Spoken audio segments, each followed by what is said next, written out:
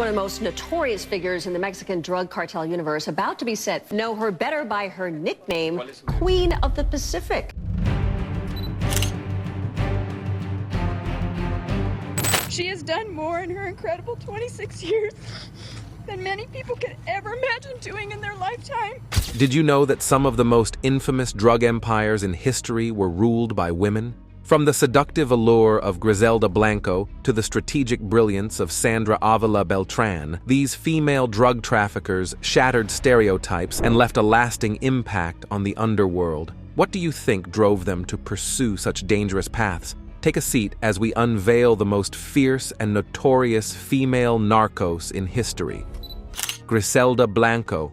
Griselda Blanco, also known as the Black Widow or La Madrina, is one of the most notorious female drug lords in history, and her story is as captivating as it is chilling. Blanco ruled the streets of Miami during the cocaine boom with an iron fist, orchestrating a ruthless empire built on violence and intimidation. But what's really intriguing is her rise from poverty in Colombia to become one of the wealthiest and most feared women in the drug trade. Some say she was a master manipulator, while others see her as a cold-blooded killer. Either way, her legacy continues to fascinate and shock to this day. What do you think made Griselda Blanco such a larger-than-life figure in the world of crime?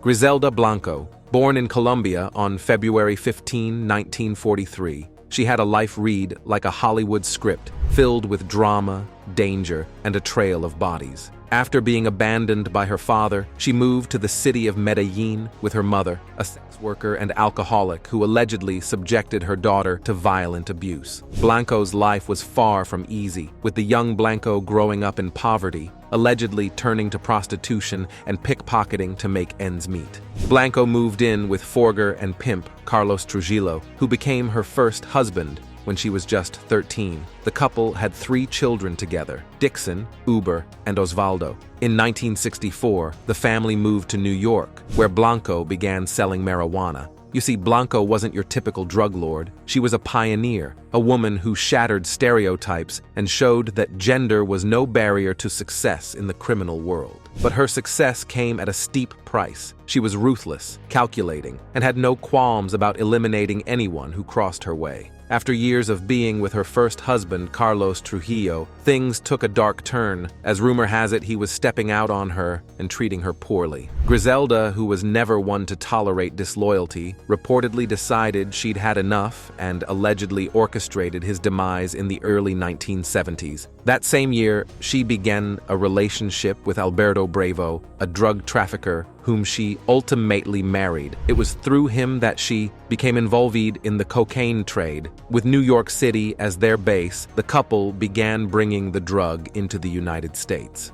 Aided by Blanco's creativity, she notably had lingerie made with secret compartments to smuggle drugs. The couple created an extensive and highly profitable operation. In 1975, facing drug charges, Blanco returned to Colombia. That same year, she came to realize that her husband was stealing from her, and a shootout between the couple resulted in Bravo's death. Living up to her nickname as the Black Widow, by the late 1970s, Blanco had moved to Miami, where she made her reputation as the godmother of cocaine. Seeking to eliminate her competition, she displayed a brazen ruthlessness that plunged the city into a period of violence that became known as the Cocaine Cowboy Wars. Blanco became one of the world's wealthiest drug traffickers. According to reports, she smuggled more than 3 tons of cocaine into the United States annually, netting some $80 million per month. Blanco embraced her criminal persona, notably naming one of her sons Michael Corleone after a crime boss in the Godfather series. She also enjoyed a lavish lifestyle that included luxury homes and hedonistic parties. In 1984, because she was targeted by rivals and scared of her life, Blanco moved to California. But ultimately, her reign of terror came to an end when she was arrested in 1985 and sentenced to prison for drug trafficking. Found guilty, she received the maximum sentence of 15 years in prison. Even behind bars, Griselda continued to make headlines, orchestrating murders and maintaining her influence from behind the walls of her cell. Blanco reportedly retired from a life of crime, but in 2012, she was killed by a gunman on a motorcycle as she left a butcher shop in Medellin. Her life story is a chilling reminder of the dark side of the American dream, a tale of power, greed, and the deadly consequences of crossing the wrong person. Sandra Ávila Beltrán, Queen of Pacific, a woman draped in luxury, with a penchant for the finer things in life. But beneath the glamorous facade lies a complex tale of power, intrigue, and danger. Ávila was born into narco royalty as a child. She lived in wealth. She was offered private tuition, piano and dance lessons, and frequent trips to SeaWorld and Disneyland. Her father, Alfonso Ávila Quintero, is related to the founder of the Guadalajara cartel, in which her family's lifestyle also included piles of money. She spent so many hours counting cash as a child that she could later swipe a clutch of bills and, just like a cocktail party trick, precisely calculate their value. Around the age of 13, she witnessed her first shootout. It was a typical day in Mexico's dangerous underworld when Sandra found herself caught in the crossfire of a rival cartel. Bullets flew, chaos erupted, and Sandra had to think fast to survive. While her childhood friends soon rose to become leaders of the Sinaloa cartel, young Sandra explored other routes, taking her verve and enrolling in journalism classes as a feisty 17-year-old. But 3 years into communication studies at the Universidad Autónoma de Guadalajara, a jealous boyfriend kidnapped her. He was a powerful young man closely tied to the cartels. Within months, she had left town, ending her hopes of a career as an investigative reporter. Instead, Sandra Ávila entered the drug underworld, and her life became a full-time cartel. An astute learner, she rose fast through the ranks and was covered by men every step of the way. Soon, she rose to prominence as a key player in the notorious Sinaloa cartel. She wasn't your typical drug lord. Instead of hiding in the shadows, she flaunted her wealth and connections, earning her the title of Queen of the Pacific. At the age of 21, she was privately meeting with the drug lord Amado Carrillo Fuentes, also known as El Señor de los Cielos, Lord of the Skies. And in less than 10 years, her coronation was complete. She became friendly with El Chapo, dated a top leader of the Sinaloa cartel, commanded a 30-car flotilla, and won shooting competitions with the head bodyguard to Rafael Caro Quintero, founder of the Guadalajara cartel. Ávila Beltrán later became a junior partner in Adena Arano Felix's cross-border drug trafficking operation, working with Henao Montoya to smuggle Colombian cocaine into the United States. Using Adena's guest worker visa business as a front, the two women created an army of drug mules who easily trafficked the 200 kilograms into the United States. Months later, she and her partner Joel were ambushed on the way to breakfast. Two gunmen boxed in their car and descended with a fusillade of gunfire. Ávila threw herself to the floor and, staring up at the sky, imagined it was her last seconds on Earth. They cordoned off the area, and she could see Joel laid out in the street, dead. It took more than 4 years and 30 federal agents to finally arrest Ávila. She was arrested in 2007 and was charged and convicted of laundering money for billions of dollars worth of drugs smuggled from Colombia to Mexico. It was indeed a big deal. Her arrest made headlines all over the world, shedding a spotlight on the dark underbelly of Mexico's drug trade. She was later released in 2015 after serving time for money laundering and possession of illegal firearms. Ávila Beltrán has since been the subject of various creative projects, including a book and a TV series, showcasing her enduring legacy in popular culture. Jemer Thompson, often referred to as the Queen Pin of Los Angeles. Picture this: a young woman thrust into the heart of the crack cocaine epidemic of the 1980s, navigating a world of danger and opportunity with steely determination. Evicted from her home at a young age, Jemer, determined to make money fast, partnered with an older man by the name Anthony Daff Mosley. Daff was dealing marijuana, and Jemer began collecting payments for him. She began selling between 3 and 4 kilos of cocaine a week while still in high school. Together, they ran a successful cocaine trafficking business in Los Angeles. The two later got married and had a son they named Anthony. After several months in the drug game, Jemer and Daff decided to expand their business by moving to a more in-demand drug, crack cocaine. Shortly thereafter, tragedy struck. Daff was killed while washing his car, but instead of succumbing to the chaos around her, Jemer seized the opportunity to carve out her own path in the drug trade. Jemer rugged on, and she continued to expand the business she'd started with her late husband by making additional connections and moving into new territories throughout the United States. She quickly rose through the ranks, earning a reputation as a shrewd businesswoman with a knack for staying one step ahead of the competition. Jemer's empire grew rapidly, spanning across neighborhoods and attracting the attention of law enforcement. At age 26, she opened a hair distribution business of wigs and hair extensions, which Jemer said was a legitimate business, but authorities said it was used for laundering drug profits. After her husband was killed, she started dating a new man known as Cheese, but things were not rosy anymore. Jemer's luck began to run out. Cheese snitched to authorities, and she was forced to go into hiding for 2 years. On the run for 2 years, in 1993, Jemer, or the Queen Pin, as she was known by both the police and media, finally decided to return to LA to attend her son's 6th grade graduation ceremony, where law enforcement officials, suspecting her attendance, were promptly waiting. She was arrested and sentenced to 15 years in prison for conspiracy to distribute cocaine and money laundering.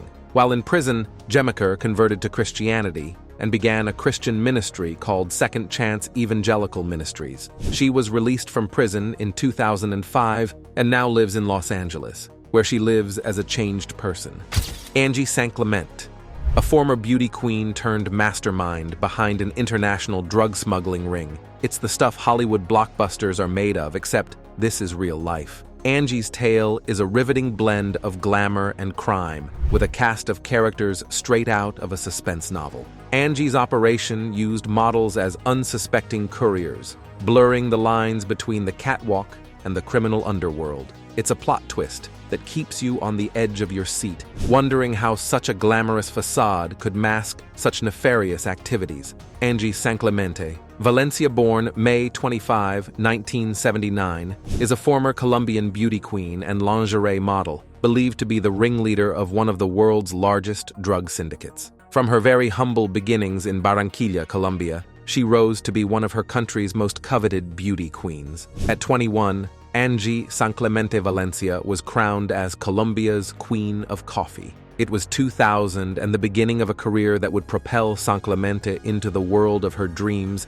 as an internationally acclaimed model. After winning the Colombian pageant, she quickly found work as a lingerie model in Mexico and other countries. She also started training as an actress and took theater lessons, but everything took a new turn. Valencia's operation is believed to be a rival empire to that of her former boyfriend, a Mexican drug baron known as the Monster. She formed her own cartel after splitting with him. She is alleged to have recruited other models as drug traffickers, whom she is quoted referring to as her unsuspicious, beautiful angels, paying them up to around $5,000 per trip to transport cocaine from Argentina to England by way of Cancun. Valencia's alleged syndicate was believed to have been exposed on December 13, 2009, when a 21-year-old woman, Ariel, was arrested with a suitcase containing 55 kilograms of cocaine at Ezeiza International Airport,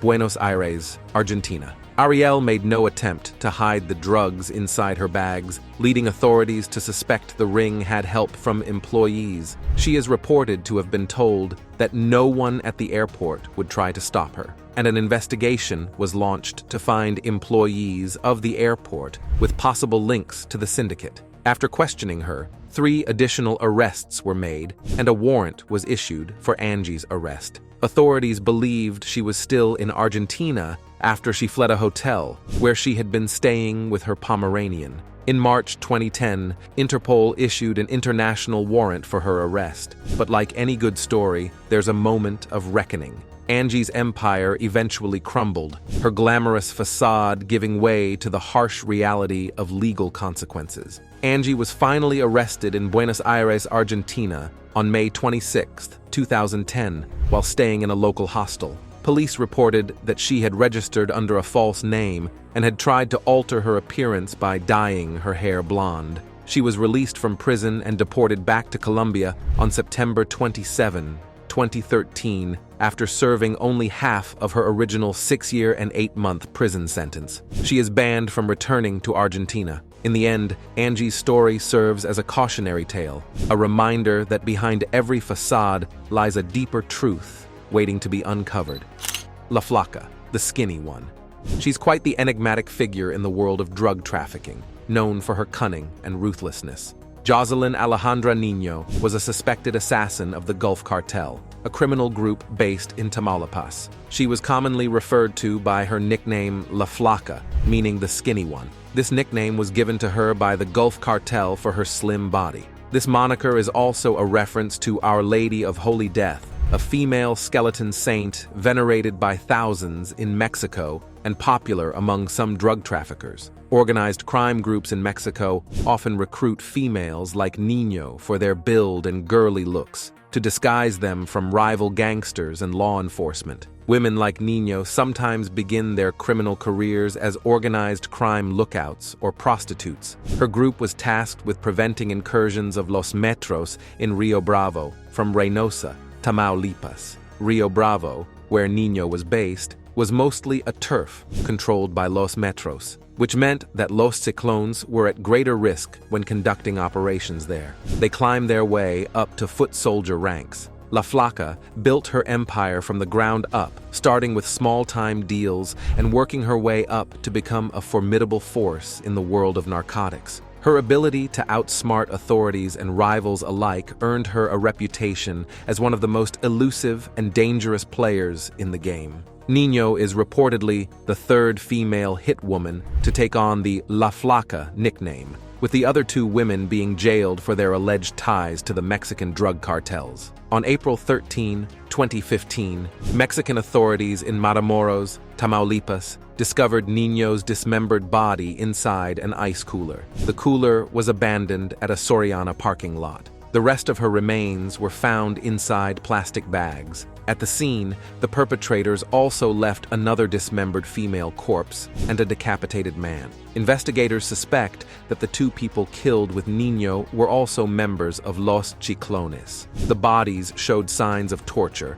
likely done to extract information of their criminal activities. They were then believed to have been executed with a headshot and dismembered, a world where power, danger, and intrigue collide, and at the center of it all stand some of the most notorious figures in history. Amidst the chaos of Mexico's drug cartels, there emerged a figure rumored to be feared by even the most hardened criminals. With a gaze as cold as steel and a mind as sharp as a blade, she navigated the treacherous waters of the cartel world with deadly precision. From the dusty streets of Malacatanto, the opulent mansions of Mexico City, her name was whispered in reverence and in terror. She was not just a narco, she was a queen, and one of the most dangerous female narcos in history. Do you have an idea who she is? Let us know in the comments. Next is Peru 2.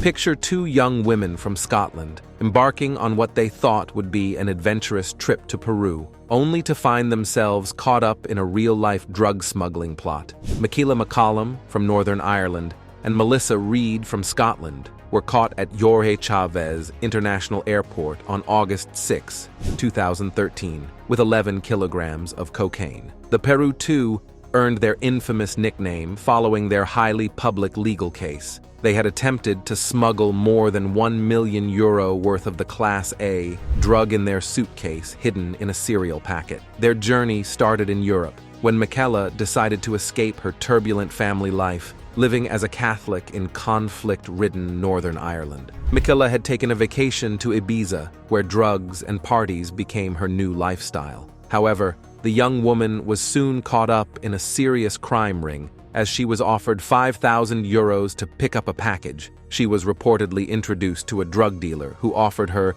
the job, consisting of bringing drugs from Ibiza to Peru. She was shortly boarding a plane to the Latin American country without realizing before sitting well into her flight that she was, in fact, to travel cross-continent. Michaela met her future partner in crime in Peru before naively being implicated in the dangerous criminal activity. Melissa and Michaela were caught at the airport in Lima, where they were rapidly surrounded by sniffer dogs and police officers escorting them into an interviewing room. Shortly after Melissa's luggage came back positive for drug testing, the Peru two were arrested on suspicion of drug smuggling. In an extract from Michaela's book, she admits she was guilty and wasn't sure of what she was doing. Although they both stated they had been forced to smuggle the drugs by an armed gang, Melissa and Michaela later admitted to the charge and went on to plead guilty to drug trafficking. In December 2014, the scandalous duo was sentenced to 6 years and 8 months in prison in Lima. The next 2 years and 8 months of the Peru two's lives were spent in a series of Peruvian prisons. Sebastiana Coton Vasquez. Vasquez was known for her involvement in smuggling narcotics, orchestrating deals, and navigating the treacherous waters of the underworld. She wasn't your average small-time dealer. She operated on a grand scale, pulling off daring smuggling operations and making deals that would make your head spin. It's the kind of stuff you'd expect to see in a blockbuster crime thriller. Coton Vasquez was not born into the drug trafficking dynasty that she helped run and eventually helped bring down. She began life as an impoverished peasant girl in the town of Malacatan on Guatemala's shared border with Mexico. She lived in what Guatemala's anti-narcotics prosecutor, Gerson Alegria, described as a key strategic point in the international drug trade, a major land entry point to Mexico, and a key maritime drug route because of the Pacific to the west. Her life and the men around her were hardened and left school after 2nd grade, but she avoided home. My father abused my mother in front of me all the time. He was an alcoholic and did not support our family, Coton Vasquez told Judge Marcia Cook during one of her sentencing hearings in Miami in 2015.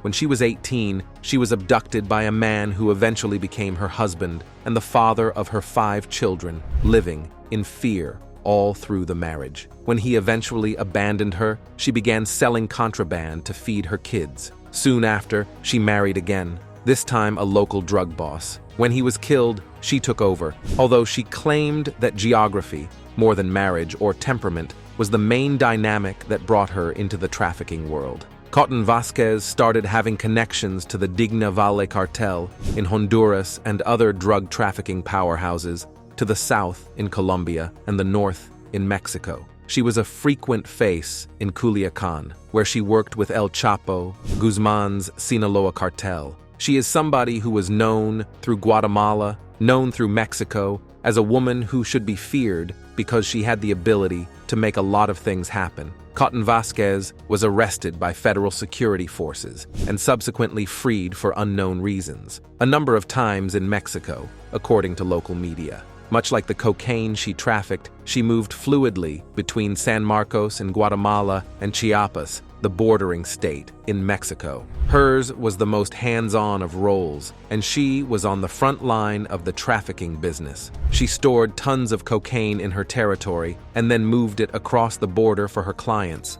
Adena Arano Felix. Born into the infamous Arano Felix family, she grew up surrounded by the drug trade. But Adena wasn't just a bystander. She became a key player in the family business. What's intriguing is how she managed to carve out her own niche and rise to prominence in a world dominated by men. It's like she took the traditional family business concept to a whole new level, but with a lot more risk and danger involved. Adena Arellano Felix de Toledo, born April 12, 1961, is a Mexican drug lady who, alongside her brothers, founded the Tijuana cartel and played a role as a logistical accountant for the criminal organization. Throughout most of the 1990s, the Tijuana cartel was headed by her 6 brothers, while Adena advised and helped them in money laundering and financial administration. But after the fall of a financial mastermind in the cartel in the year 2000, Adena took up the position. She first started working behind the scenes as a money launderer for the Tijuana cartel,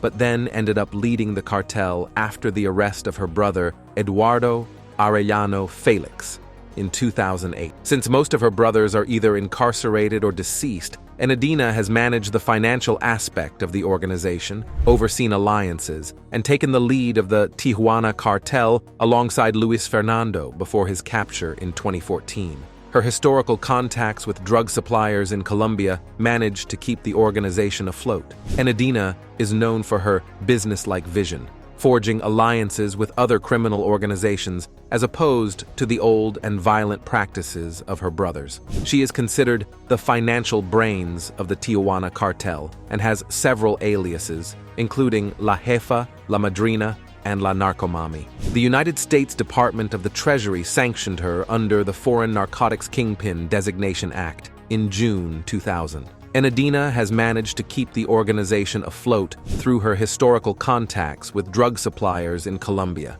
Despite her significant role in the cartel, she remains a fugitive. Digna Asusena V. She is quite a character in the world of drug trafficking. Known for her daring exploits and cunning maneuvers, she carved out a reputation for herself in the annals of criminal history. Earning the nickname Doña Digna, Vale came from a notorious drug trafficking family. Digna Asusena, the eldest of the Vale siblings, was born on December 15, 1966, in the municipality of La Encarnacion, in the department of Ocotepec, in western Honduras family. Every month, they transported cocaine said to be worth tens of thousands. Locals feared Vale's brothers, who were known for capturing and assaulting women. Vale herself was every bit as callous, believing anyone who knew too much about her family should be killed. At the same time, Vale and her family commanded respect throughout their community. Before drug trafficking, the Vale was dedicated to cattle rustling and cigarette smuggling. In the 1990s, the family moved into drug trafficking, establishing themselves as key intermediaries in transporting cocaine from Colombia to Honduras, and from there to Guatemala, Mexico, and the United States.